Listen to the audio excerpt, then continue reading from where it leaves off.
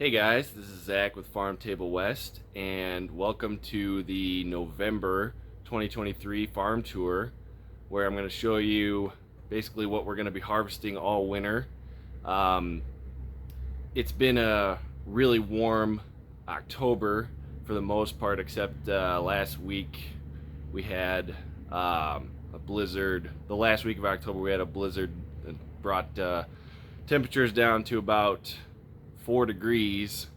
So everything you see in this video has survived 4 degrees with protection.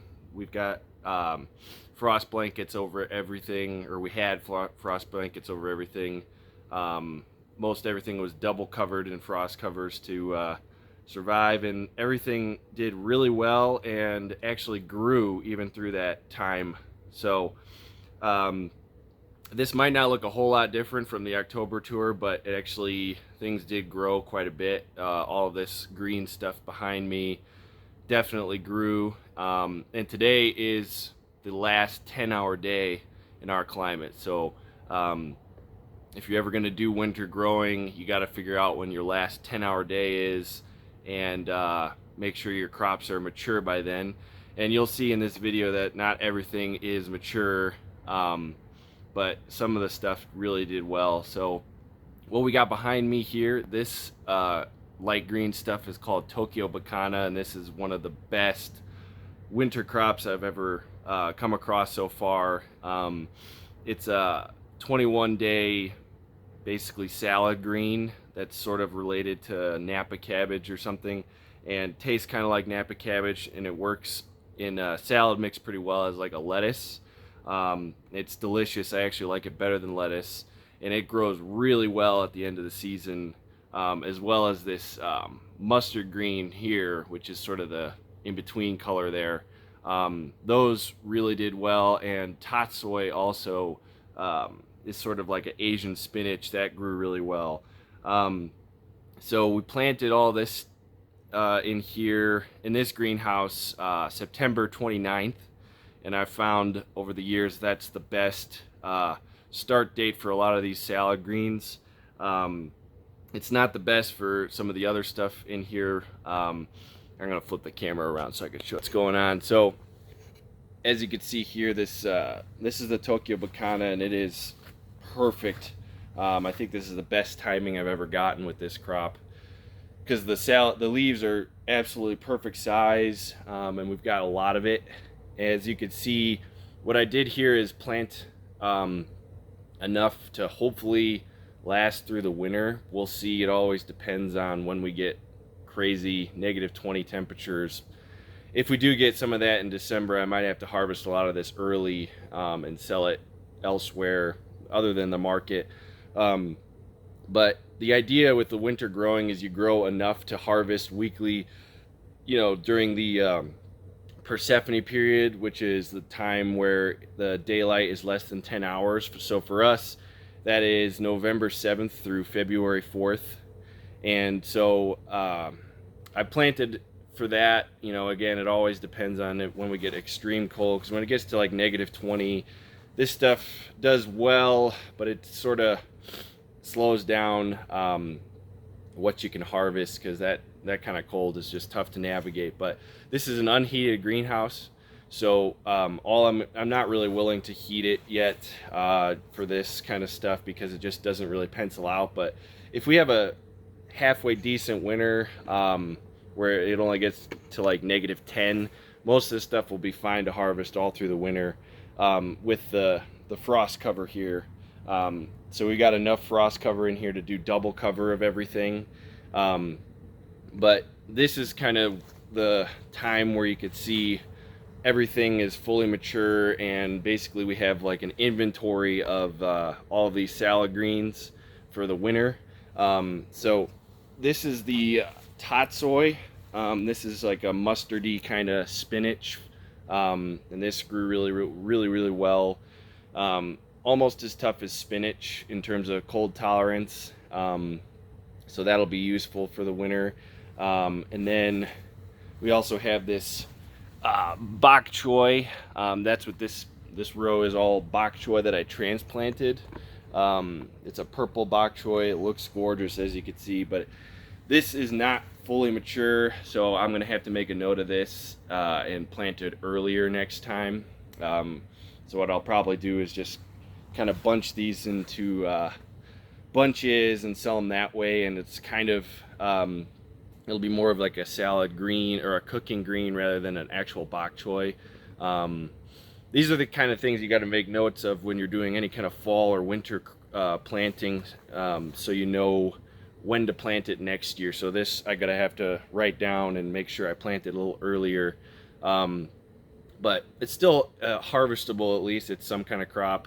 And this is that red mustard, so we're gonna mix this with the Tokyo Bacana for our salad mix this winter, and I'll probably put in some Claytonia eventually. I'll show you what that looks like later.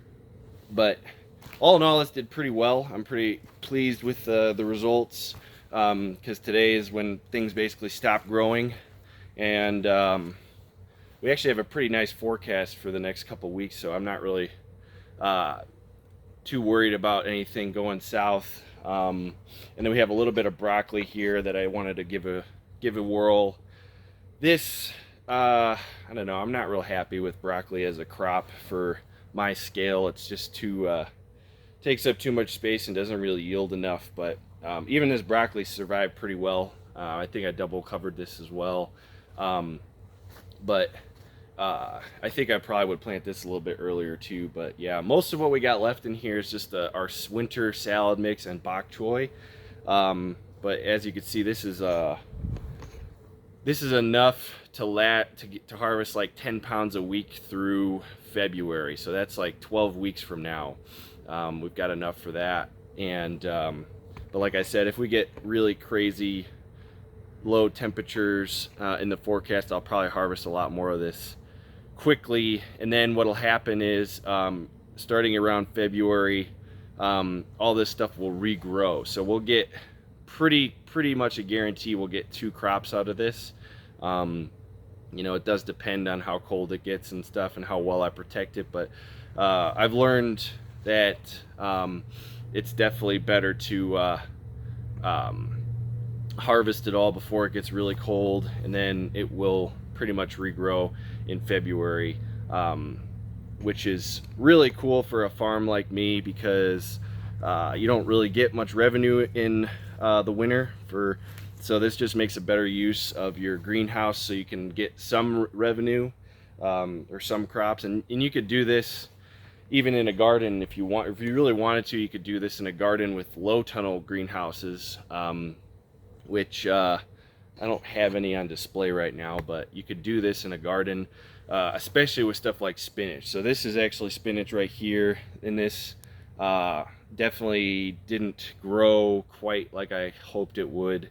And there's a whole bunch of, I think this is mosh that went to seed. As you can see, there's a whole bunch of weeds growing in there. That's basically a weed that kind of competed with it. But yeah, for some reason this batch of spinach didn't really grow on time, but I'm not super worried about it because I have a whole bunch more in the other greenhouses. So because I kind of know my planting dates on spinach pretty well, that I planted a whole bunch more in other greenhouses. But the real success here is the tatsoi and our salad mix.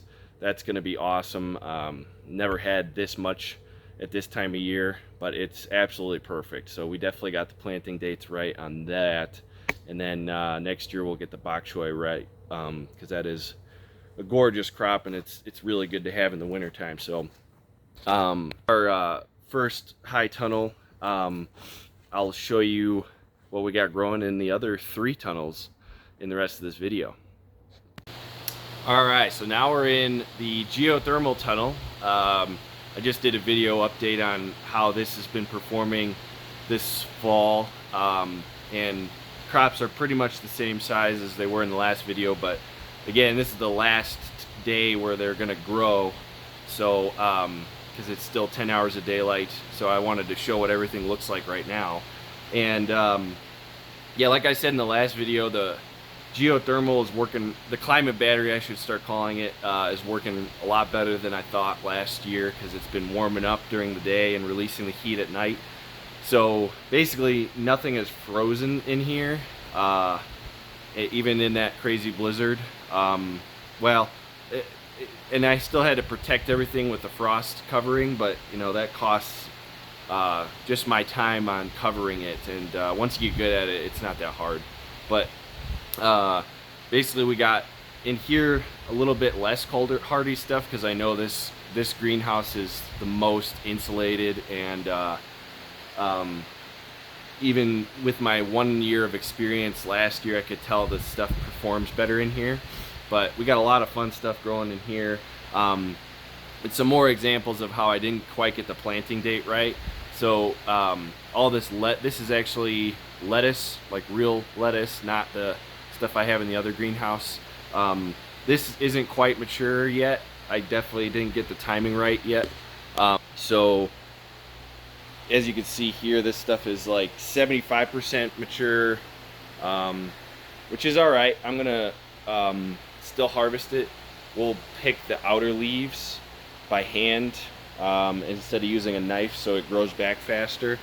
And hopefully, I've actually never done lettuce in the winter before, so hopefully what I could do is harvest it all in the next couple weeks and then cover it, and then it'll regrow like crazy in February. That's the plan anyway.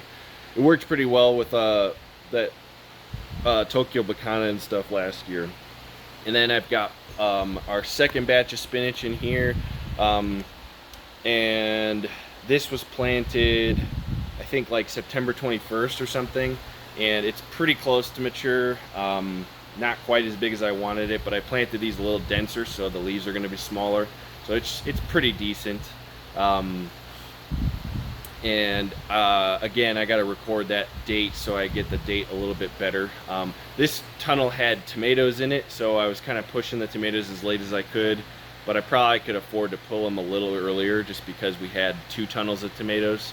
And then we've got more of that bok choy, and this stuff was planted a week earlier, so this kind of shows you what a week planting dates difference looks like. And these are almost mature, they're like 80% there. So yeah, definitely evidence of how I got to plant a little bit earlier, but yeah, we still got a lot of it, and it'll be great bunched up. It'll look really nice at the winter market. And bok choy is really tough for the cold, so I'm pretty excited about that. And then we actually have some herbs to sell for the winter. This is parsley and then cilantro, and I've tried both of these before my first year winter growing, and they do pretty well. I think this year I'm going to be double covering everything to protect it better, and it should regrow really fast. Cilantro, I'm guessing I'll probably only get 1 cut off of this because it just bolts like crazy, but who knows, we'll see. I'll again try to harvest pretty much all of this by Christmas, and then we'll just have to see what happens after that. But yeah, this is really good. Probably could have planted it a week earlier, but it's pretty close to done, pretty close to mature. So cilantro and parsley are really cold hardy. Parsley especially, that one doesn't bolt at all. That's really tough crop. Yeah, it's just nice to have something herby for the winter to eat. And then I have a little bit of celery here. This stuff has been producing since like July. I planted this in April, and it's still producing for us. I'll get 1 more harvest off of this. I'm going to start harvesting it again this week, and then we'll be done with that probably by, I don't know, early December or something. And then in the back there is basil, but I didn't bother to cover that because it doesn't really, it was starting to get pretty bad. It just doesn't do well in the cold at all here. And it's still got below freezing in here, even with the geothermal, but I still covered everything, so that's why nothing over here frosted.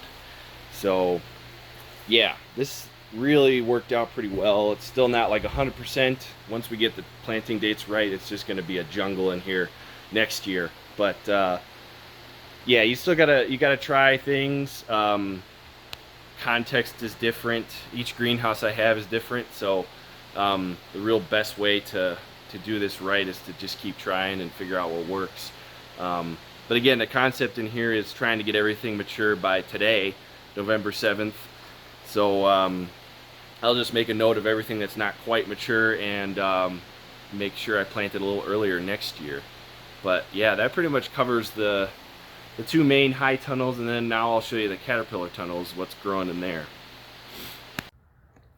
All right, so now we're in the one of our caterpillar tunnels that I got built in August, and I think I've showed this in a couple other videos already, but again, I just want to document what everything looks like right now because it's about to stop growing. Behind me, we've got 5 50-foot beds of spinach. And this is an example of getting the spinach date right. I think I planted this around September 1st, and that is the best time to get really big spinach. So there's a lot here. I've already harvested I've done one harvest in here so far, and it's like a pound a foot. It's a lot of spinach when you plant it like this. This is a 4-row per bed planting. So let me turn the camera around. So as you can see, this stuff again all survived like 4-degree low temps outside, and we double covered it all.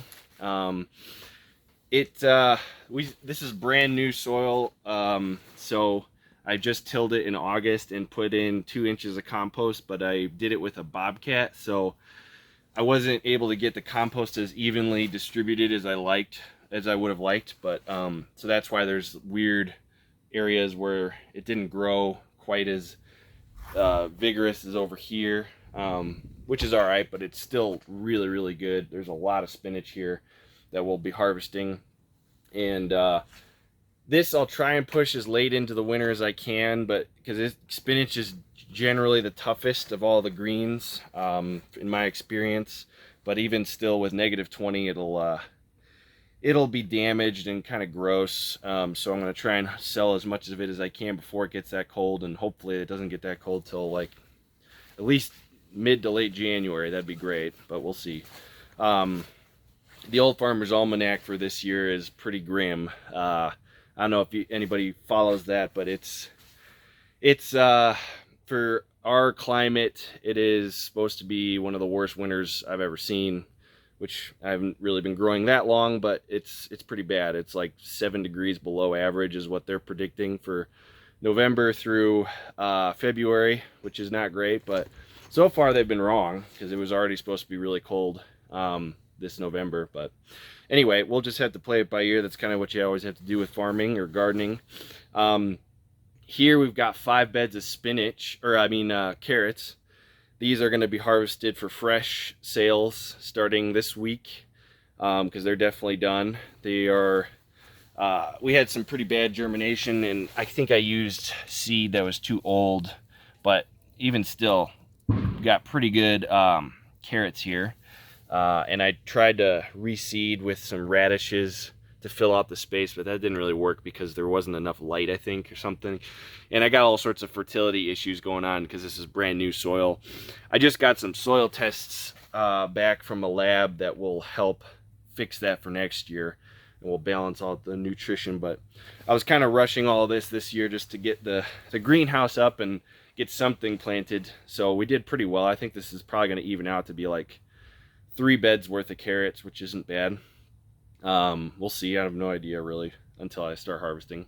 And I'll harvest the stuff on the edges first, because as you can see, the damage on the edge, the cold gets in a lot more with these kinds of tunnels, because it's literally just plastic laying on the ground. It's not like buried or anything, so they're really cheap tunnels, but they definitely get the job done, especially if I harvest the outer rows first. But yeah, I'm pretty happy with this too. I know carrots are probably almost even tougher than spinach in my experience, because even if all the tops get gross, I can still sell them. The root I could still sell, and it should be pretty much fine until, again, it gets to like -20. So there's a lot here, and these were all double covered as well, just to make sure the greens stay as nice as possible. And we'll sell them fresh at the market, and they're going to be like the sweetest carrots ever, because they're just going to keep sailing through the cold. So we'll just keep harvesting 30 to 50 pounds a week until we run out. And then if it gets really cold, I'll probably do a little bit of an extra big harvest before that. So yeah, this is pretty simple. This greenhouse is just spinach and carrots, because those are huge for winter. And I think I planted these carrots August 1st, and that's pretty much the last day around here you could plant carrots and get them to maturity in a greenhouse. You have to do it in a greenhouse. In the field, I have to plant earlier. It has to be more like July is probably the best for fall carrots. And I'll show you the field too, even though that's pretty boring right now. There's nothing really left now. But anyway, this is going to be a real big part of our winter sales right here. But let me show you the last caterpillar tunnel, and then I'll show you the field. Okay, so now we're in the last greenhouse I have.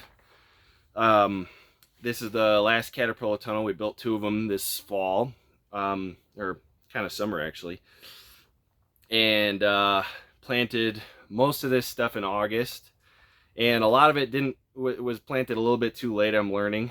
But again, we got some fertility issues in here because the soil is brand new and the life hasn't quite, equalized throughout the whole all of the soil. So that's why there's a lot of weird patches and stuff. And I also had aphids in here. Aphids love brassicas in the fall, so we had a little bit of aphid damage that took some of our kale and cabbage and stuff over here. But there's still quite a bit of food in here to harvest for the next couple months.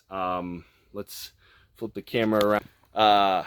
So right here is our 100-foot row of Claytonia. This stuff is one of my favorite winter crops.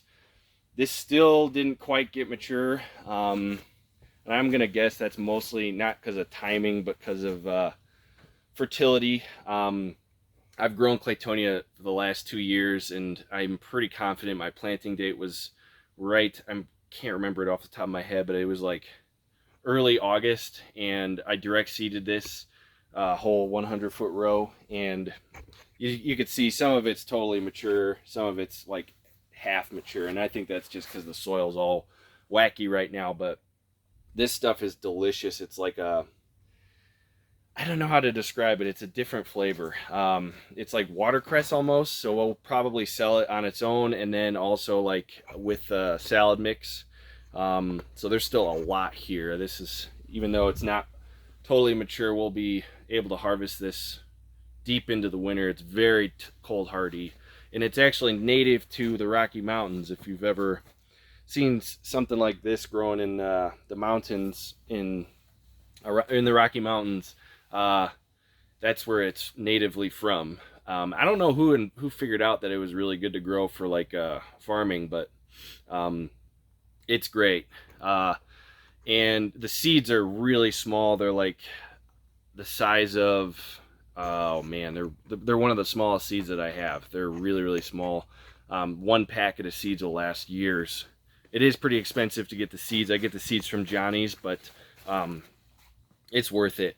And so next to it we have Siberian kale, and I had 75 feet of it planted, but as you can see, I lost a whole bunch of it to aphids. But there's still a decent amount. There's probably about 50 feet worth of kale here, and this stuff is really tough for kale. I'm hoping we get some regrowth out of it, but there's probably enough for till Christmas. We'll harvest, a few bunches a week out of here. But as you can see, it's a little different than your typical curly kale. It's more of like a frilly, really big leaf, but it's super sweet and delicious. The stalks are huge on it. It's like, I don't know, almost like a celery stalk. And over here we have baby kale, which, yeah, as you can see, the aphids had fun in the middle of the row, so we only got a little bit on the edges. So I'm going to harvest this last little bit today. So that didn't work out great, but that's all right. And arugula next to it. This also has a lot of issues, but it's also not the cold hardiest in my experience. We got some that died because there's a little bit of a gap in the plastic here that air got through during that blizzard. But this is pretty much the only thing I got frost damage on during that whole blizzard process. Rest of this is just aphid damage and soil issues, but that's kind of, you know, pretty normal for brand new soil with any kind of garden or farm. This is aphid damaged Napa cabbage. I was hoping to get a lot more of it, but we probably only got like 4 heads that are going to be decent. But this is a decent, at least I'll get to find out how much each head weighs, because I'm hoping these weigh like 5 pounds, and they're good for like making kimchi and stuff, because they grow really fast. I could tell they were growing like crazy, but the aphids in here, I couldn't really get them under control. I bought ladybugs and everything, but they still stunted everything. And when things get stunted for fall winter planting, it affects things a lot more than it does in the summer, because the growth slows down instead of increases. And that's the same thing that happened with this cabbage I planted over here. Just aphids got a hold of it. So I was hoping to have a whole bed of cabbage right here, but it didn't happen. So it's another example of how I got to get the planting dates right. But I did get the dates right on some other things. These are Hakurai salad turnips. And I think I've talked about this in other videos, but we grow a lot of this in the field. And I grew another batch in here, which also got some aphid damage. There's aphids on here. But the bright side is the roots are totally fine. So I double covered these through that cold, and the roots seem to be totally all right. But this yellow leaf stuff is because of aphids and the soil. So there's aphids that are sucking the juice out of the plants, but luckily they did reach maturity. So we got the planting date right here. And then this insect netting, again, is to prevent root maggots from eating the roots. The root maggots love these turnips for some reason, more than any other crop I've ever grown. So we already started harvesting a little bit of this. And this is more of a fall crop. We'll just totally clear this out in the next couple weeks, basically. That's kind of what my plan was with this greenhouse, was mostly fall stuff. And then basically the claytonia and the kale will push into the winter. And then these green onions definitely didn't do great either. And that's mostly fertility, I'm thinking. I transplanted these in August, and they're like half mature, or like 3/4 of the way. So there's still a harvest here, but it's not great. Green onions are really cold hardy usually with the row cover, but these, yeah, the soil's just not quite right here, and I could already tell that from the soil test I just got. But it's okay. This is part of farming. There's still a whole bunch of food in here. And this celery is the same story. Celery is really tough to get right. You got to plant that as early as possible. So this was planted in August. I definitely got to plant celery in July to get a fall crop. And I planted it really dense because I kind of figured I was pushing it, and it still didn't really work. And I'm sure the soil fertility is part of it, but it survived the cold pretty well, with the 5-degree temps we had. But this is still pretty damn small for selling. I think I'll still try. I don't know. I'll just harvest it all probably this week or next week. I'll harvest it, and we'll see. We'll see if I can bunch it into something. It's more of like going to be celery leaves than anything, but it's another example of just how I got to make a note of this and plant it 2 to 3 weeks earlier next year, and then we'd have a whole full bed of kind of mini celery heads. So yeah, I'm still learning.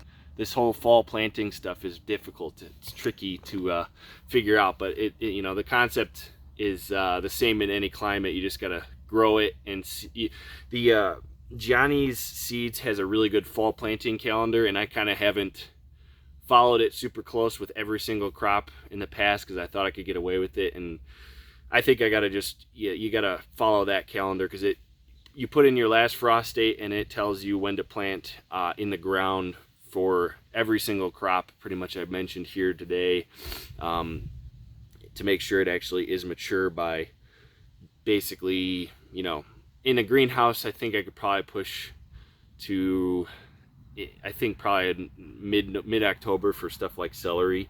But the brassicas, the brassica salad stuff that I have in the other greenhouse, you could push that till the very end.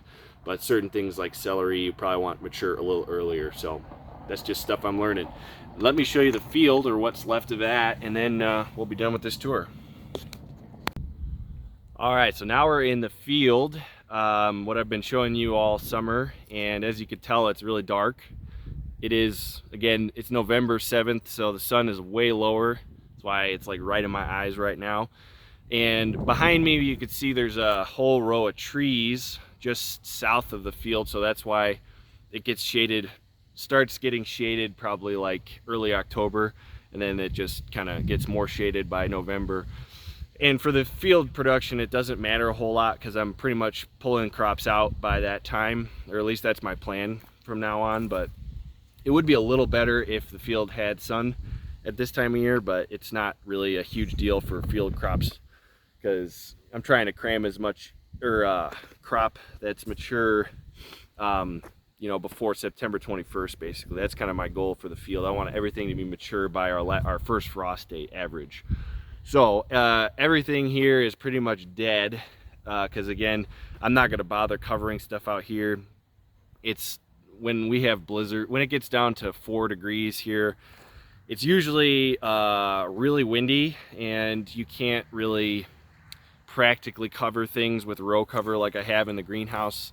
I've done it before and it is brutal. I have to go out and recover things all the time because you try and put sandbags around stuff and it just doesn't work so good. So that's really not what I'm going to ever do again. But we did have some pretty cool success. Can't really see it. We did have a lot of, I finished harvesting our storage carrots yesterday, and we got about 400 pounds out of this bed and this bed all the way down to the end. So that's like 125 feet of carrots. So that's a pretty good yield. And I just got my soil tests yesterday, and it seems like the soil out here has definitely been improving over the last couple years. And now that we're adding this really high quality compost, it'll get even better. Organic matter is going up and all sorts of stuff. But I'm excited for next year to get the nutrients like calcium and potassium in better balance out here for a little bit more even growth on all the crops. But there's still something, there's still some things that are actually alive. This spinach bed right here is totally still alive. Not like I could harvest it right now, but in last year what happened was I had a bed like this right about this maturity, and it survived all winter because we had like a foot of snow. Once this whole field gets covered in snow, it stays covered all winter because of the shade. So even last week when I had that blizzard, the snow didn't really melt in here until like a couple days ago, and then that was when I was able to get in here and get those carrots out. So this spinach will probably live all winter and then just explode in like May. We'll have a whole fresh bed of spinach, but I might not do that because there's a whole bunch of grass growing in here that I've neglected, and I got to get that out of here first. And it's probably more important to get that out than having more spinach, because I'm going to have so much spinach in these greenhouses. All that under mature spinach in the greenhouse, the first greenhouse I talked about will definitely be regrowing by then, and we'll have plenty of spinach, so I'm not really too worried about it. But yeah, pretty much everything in here is dead. The kale is dead. You know, normally kale is really tough, but that kind of cold just really does a number on it. But parsley, this shows you how tough parsley is. This parsley I've been harvesting pretty much since July. And it's still alive. That's still alive right there. Not like I can harvest it, but this, I'm gonna actually leave this for sure and see if that regrows in the spring. That'll be really cool if it works, because that means I'll have parsley in here by like June probably, or something. I don't know. But that's actually kind of exciting. The parsley is such a good crop for cold hardiness, because it's, you know, most herbs are basically perennials. And well, not like cilantro and stuff, but a lot of herbs like oregano and thyme and stuff like that is a perennial, as long as it's protected with snow. which sometimes happens, sometimes doesn't in our climate. We just don't always get a lot of snow. This was broccoli. It's long dead. And broccolini over there is definitely dead. And I usually leave them in the ground for the winter because it's just easier to remove the plants once they've kind of like died like that. They become crusty and a lot lighter, and the roots will stay in the ground and build soil. Then this is actually really exciting. This is our cover crop experiment that I planted in early August or something, and it was the fall mix from Johnny. So there's rye, vetch, clover, peas. You can see the peas are definitely dead, but the rye, clover, and vetch is still alive. That stuff's really cold hardy. I'm guessing that's going to overwinter and probably grow like crazy in the spring, so I'll have to figure out a way to terminate it. I'll probably just use I don't know, I've never done that before, so I'll have to figure that one out. But this just looks gorgeous. And I'm not really sure, I don't have enough experience with cover crops to know if this really got big enough for building much soil, but you could see the rye is still growing. It's totally still alive. It's just like grass. And then this is the vetch. And then there's clover in here too somewhere. But it is a beautiful cover crop mix. It just looks gorgeous when it's growing. And so hopefully this will just be a nice little mulch layer for whatever I decide to plant in the spring. And this soil was just absolutely terrible. This was one of the worst beds of the whole field. So this will hopefully build some really nice soil for the spring.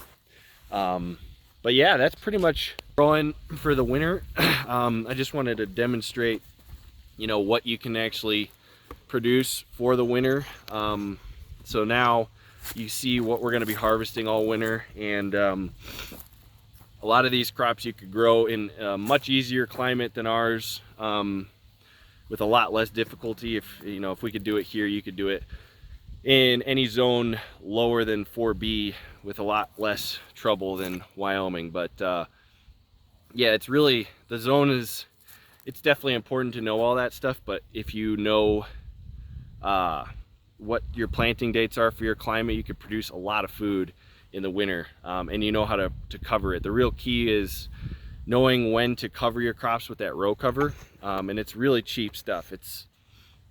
I can't remember what the price is off the top of my head, but I probably I spent probably like $500 on row cover for the whole farm, and that's really cheap compared to paying for heat. So if you do have any kind of greenhouse and you have some of that row cover, you could do a lot of really cool stuff in a climate like ours, or definitely a warmer climate. So yeah, hopefully this inspires somebody to grow stuff in the winter and the fall, and just start doing it every year, and each year you'll get better at it. I'm only 3 years into this winter growing stuff, and I'm still learning a lot. It's tricky. There's a lot of people doing it on the market farm scale, but it's still kind of a new thing in America, at least. Just because America is a lot colder than Europe. I know in Europe they've been doing this kind of stuff for a while, but in Europe you can grow a lot of those crops I mentioned. You could probably grow outside in the winter because it's just doesn't get quite as cold. So anyway, hope you enjoyed that, and we'll see you in the next one.